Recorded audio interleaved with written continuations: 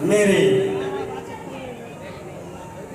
पिता तुल्य, भाई तुल्य और बच्चों के तुल्य, हमारे सामने माताएं, बहनें और बेटियां, समाज के श्रेष्ठ व्यक्तित्व तथागत गौतम बुद्ध की वंदन की करुणा और उनको वंदन करते हुए यहाँ उपस्थित पार्टी के सभी केंद्रीय, प्रांतीय, मंडलीय, जिला और जिस भी स्तर के पदाधिकारी मौजूद हैं, उनको सभी को, यहाँ उपस्थित पत्रकार बंधु, गायक बंधु और हमारे संतगण को सभी को नमन करते हुए मैं आप लोगों का इस्तकबाल, वंदन, अभिनंदन करता हूँ।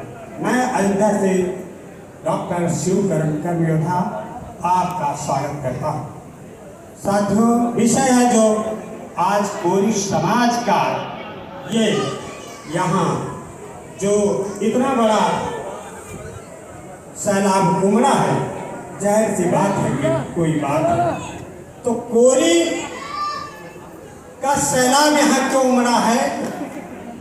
इनको अभी तक किसी ने अस्तित्व इनका नहीं बनाने दिया, जबकि अस्तित्व इनका एशिया महाद्वीप में सर्वश्रेष्ठ है। एशिया महाद्वीप में, भारत में और देश में तो है ही है, विश्व में इनका जो योगदान है वो श्रेष्ठतम है। वो कैसे?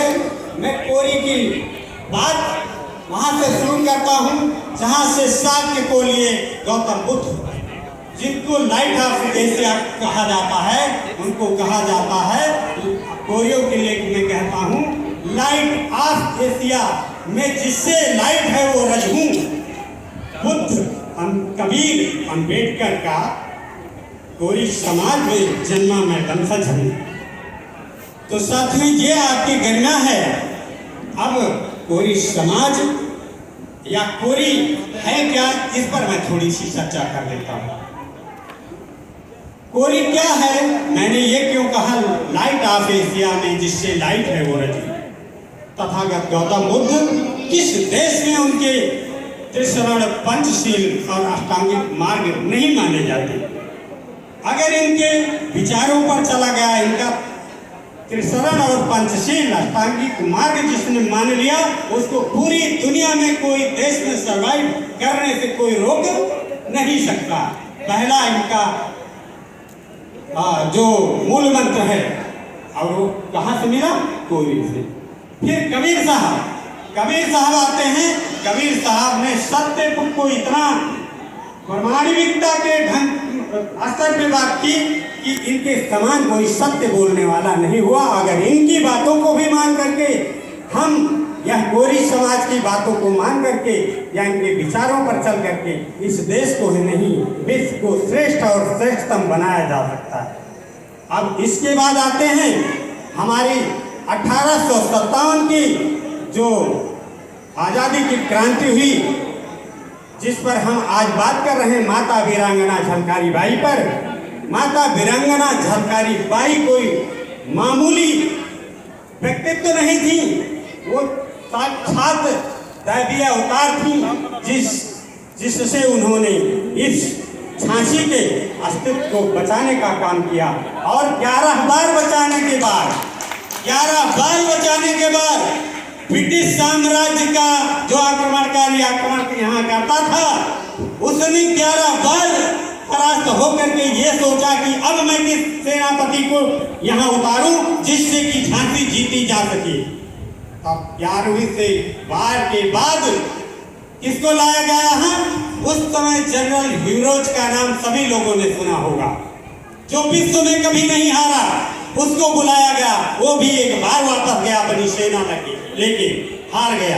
फिर उसके बाद जब यहाँ आक्रमण हुआ तो उसने यहाँ की जितनी सेना थी उससे 21 गुना सेना लेकर की, और यहाँ के गुप्तचरों के, यहाँ के जो चालाक लोग या जिसको कहते हैं घर में सेंधमार करने वाला व्यक्तित्व को मिलाया और इनके पिछले दरवाजे को या दीवार को तोड़वा करके फिर यहाँ आक्रमण किया अकस्मात। तब इनको अपनी सुरक्षा करना मुश्किल हो गया। फिर किसी तरह रानी को भी बचाने का प्रयास किया और ये लगातार लड़ती रही। लगातार लड़ने के बाद तब ये वीर गढ़ को प्राप्त हुई।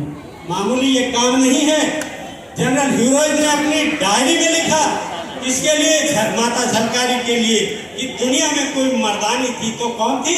झांसी की रानी थी। उसको ये नहीं पता था कि झलकारी लड़ी कि झांसी की रानी लड़ी। अब आगे का ये एक योगदान बताता हूँ जो आप लोगों को शायद मालूम है कि नहीं मालूम है। आपने चित्तौड़ में पन्नाधाय का नाम सुना है? कितने लोगों ने सुना है? हाथ उठाएंगे। पन्नाधाय भी गोरी समाज से थी। धन्य है वो माता जिन्होंने अपने पुत्र चंदन को सामने ही दो टुकड़े होते देख लिया, लेकिन चित्तौड़ की बंसावली उदय सिंह को बचा लिया, उसको अपना दूध पिलाया और उसका पुत्र हुआ महाराणा प्रताप, जो दुनिया में कभी नहीं आया।